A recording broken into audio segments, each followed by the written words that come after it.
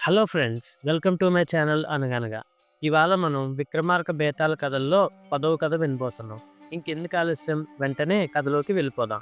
పట్టువదలని విక్రమార్కుడు చెట్టు దగ్గరికి తిరిగి వెళ్ళి చెట్టుపై నుంచి శవాన్ని దించి భుజాన వేసుకుని ఎప్పట్లాగే మౌనంగా శ్మశానం వైపు నడవడం మొదలుపెట్టాడు. అప్పుడు శవం లేని బేతాళుడు, రాజా, నువ్వు ఎవరి కోసం ఈ అర్ధరాత్రి వేళ ఇలా కష్టపడుతున్నావో నాకు తెలియదు. కానీ ఈ లోకంలో ఏ కారణం లేకుండానే స్నేహితులు శత్రువులవుతారు, శత్రువులు స్నేహితులవుతారు. దానికి ఉదాహరణగా నీకు భీముడి కథ చెప్తాను విను అంటూ ఇలా చెప్పడం మొదలుపెట్టాడు. విక్రమపురాన్ని పరిపాలించిన విక్రమవర్మ రాజ్యపాలనలో చాలా సమర్థుడు. ప్రజలను అతను ఎంత బాగా చూసుకునేవాడంటే ప్రజలకు అతని మీద చాలా నమ్మకం, గౌరవం ఉండేది. అతని ఆజ్ఞ అయితే చాలు వాళ్ళు నిప్పులో దూకడానికి కూడా సిద్ధంగా ఉండేవారు.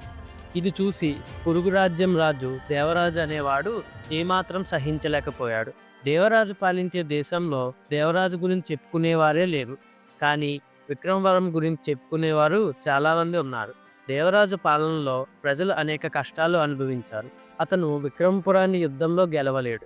విక్రమపురంలో గందరగోళం పెరిగితే గాని యుద్ధంలో అది ఓడిపోదు. అందుకని దేవరాజు బాగా ఆలోచించి ఒక పన్నాగం వేశాడు.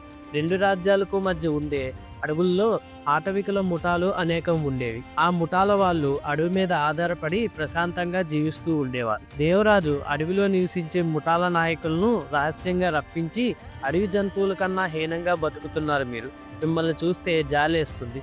అవతల విక్రమపురం భూలోక స్వర్గం లాగా ఉంది. అక్కడ సంపద దోచుకుంటే మిమ్మల్ని ఆపేదెవరు?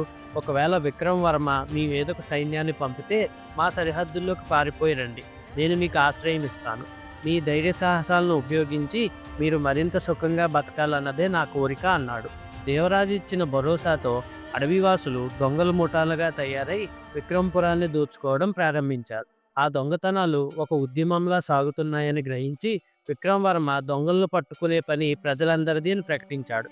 ప్రజలు ముఠాలుగా ఏర్పడి కాపలా కాసి అనేక మంది దొంగలను పట్టుకున్నారు. రాజు అందరి దొంగలను దేశ శత్రువులుగా ప్రకటించి ఉరి తీయించాడు. విక్రమవర్మ అడవిలో నివసించే ప్రజలకు ఒక సందేశం పంపాడు. మీ స్వేచ్ఛకు మేమెప్పుడూ ఎలాంటి ఆటంకం కలిగించము. మీరు కావాలంటే మా రాజ్యంలో పౌరులుగా ఉండవచ్చు. కానీ మీరు దొంగలుగా మా రాజ్యపు సరిహద్దుల్లోకి వస్తే మీకు మరణశిక్ష తప్పకుండా విధిస్తాను. అకస్మాత్తుగా ప్రారంభమైన దొంగతనాలు అకస్మాత్తుగా ఆగిపోయాయి. దేవరాజు ఆశించినట్లుగా విక్రమపురంలో ఎలాంటి గందరగోళం తలెత్తలేదు. అడవివాసులు విక్రమవర్మ వైఖరి సరైనదని, తప్పు తమదేనని గ్రహించారు. కానీ భీముడనే ఒకడు మాత్రం అలా ఊరుకోలేదు. విక్రమపురానికి దగ్గరలో ఉన్న అడవి ప్రాంతంలో భీముడు, అతని అన్న రాముడు నివసిస్తూ ఉండేవారు. రాముడు అడవి వాళ్లతోనే తిరుగుతూ వాళ్ళు చేసే పనులు చేస్తూ దాదాపు ఆటవికుడిలాగే జీవించేవాడు. భీముడు మాత్రం అడవిలో కట్టులు కొట్టి విక్రమపురంలో అమ్మి తనకు కావాల్సిన వస్తువులు అక్కడ దుకాణంలో కొనుక్కొని ఇంటికి తిరిగి వస్తూ ఉండేవాడు. భీముడికి నగర జీవితం తెలుసు. నగరంలో వాడికి కొంతమంది తెలిసిన వారు, స్నేహితులు ఉన్నారు. అడవిలో వాళ్ళు నగరంలో దొంగతనాలు ప్రారంభించినప్పుడు రాముడు వాళ్లతో కలిసి పట్టుబడిపోయి ఉరిశిక్ష అనుభవించాడు. కోప స్వభావం ఉన్న భీముడు తన అన్నను ఉరి తీయించినందుకు విక్రమవరం మీద పగబట్టి ఆయన్ను చంపి తన అన్న ఆత్మకు శాంతి కలిగించాలని అనుకున్నాడు.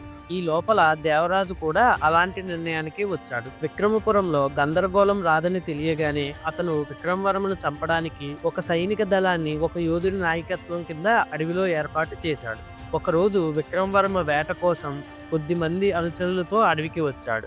ఆ విషయం తెలియగానే శత్రు సైనికులు ఆయన్ని ఎదుర్కొన్నారు. మిగతా సైనికులు రాజు వెంట ఉన్న అనుచరులను చుట్టుముట్టి భయంకరంగా పోరాడుతుంటే శత్రుయోధుడు రాజుతో కత్తి యుద్ధం ప్రారంభించాడు. రాజు అడవిలో ఒక ప్రాంతానికి వేటకు వెళ్తున్నాడని తెలియగానే విల్లు బాణాలు తీసుకొని భీముడు అక్కడికి వెళ్ళాడు. అతను రాజును చూసేసరికి రాజు యోధుడితో తీవ్రమైన కత్తి యుద్ధంలో ఉన్నాడు. భీముడు ఒక బలమైన బాణాన్ని ఎక్కుపెట్టి రాజుకు గురి చూసి వదిలాడు. కానీ అది రాజుకు తగలకుండా రాజుతో పోరాడుతున్న శత్రుయోధుడికి తగిలింది. అతన్ని అక్కడికక్కడే చంపేసింది. తన నాయకుడు చనిపోగానే శత్రు సైనికులు పారిపోయారు. రాజు భీముడిని తన దగ్గరకు పిలిపించుకొని అతని సహాయానికి కృతజ్ఞతలు తెలుపుకొని అతన్ని తనతో పాటు నగరానికి తీసుకుపోయి తన అంగరక్షకుడిగా నియమించాడు. రాజును చంపి తన అన్న చావుకు పగ తీర్చుకోవడానికి ఇప్పుడు మంచి అవకాశం దొరికింది కదా అనుకుని భీముడు ఆ ఉద్యోగాన్ని అంగీకరించాడు. దేవరాజు తన రెండో ప్రయత్నం కూడా విఫలం కావడంతో మరో పన్నాగం పన్నాడు. అతను విక్రమవర్మ సేనానికి తన దూతను పంపి, మీ రాజును మీరు హత్య చేస్తే విక్రమపురానికి మిమ్మల్ని రాజుగా చేస్తాను. రాజు చనిపోయిన తర్వాత ప్రజల్లో తిరుగుబాటు వస్తే దాన్ని అణిచివేయడానికి మీ సైన్యాలు మా సైన్యాలు కలిసి పనిచేయచ్చు. మీరు రాజుగా పట్టాభిషేకం పొందిన తర్వాత మనం స్నేహపూర్వక ఒప్పందం చేసుకుందాం. అది మన రెండు రాజ్యాల క్షేమానికి ఉపయోగపడుతుంది అనే సందేశం పంపాడు. రాజ్యకాంక్షతో విక్రమవర్మ సేనాని దేవరాజు వాగ్దానాలు నమ్మి తన రాజును హత్య చేయాలని నిర్ణయించుకున్నాడు. అతను ఒక రాత్రి ఆలస్యంగా రాజుగారి పలకగదికి వచ్చి రాజుగారితో రహస్యంగా మాట్లాడాలని కబురు చేశాడు. రాజు సేనాని మాట నమ్మి అతని పడక గదిలోకి రానిచ్చాడు. ఈలోపు భీముడు రాజును చంపే అవకాశం కోసం ఎంత ఎదురు చూసినా ప్రయోజనం లేకపోయింది. చివరికి అతను రాజు పడక గదిలో ఒంటరిగా ఉన్నప్పుడు వెళ్లి చంపాలని నిర్ణయించుకున్నాడు. సేనాని రాజుగారి పడక గదిలోకి ప్రవేశించిన కొద్ది క్షణాలకే భీముడు వచ్చాడు. రాజుగారి అంగరక్షకుడు రాజుగారిని ఒకసారి కాపాడిన వాడు గనక ద్వారపాలకుడు అతన్ని ఆపలేదు. భీముడు పడక గదిలోకి ప్రవేశిస్తూనే రాజుగారు సేనాని చేతిని గట్టిగా పట్టుకొని ఉండటము, సేనాని చేతిలో కట్టి ఉండటము చూశాడు. అదే సమయం అనుకుని భీముడు రాజు మీదకి తన కత్తిని బలంగా విసిరాడు. అది వెళ్లి సేనాని గుండెలో గుచ్చుకుంది.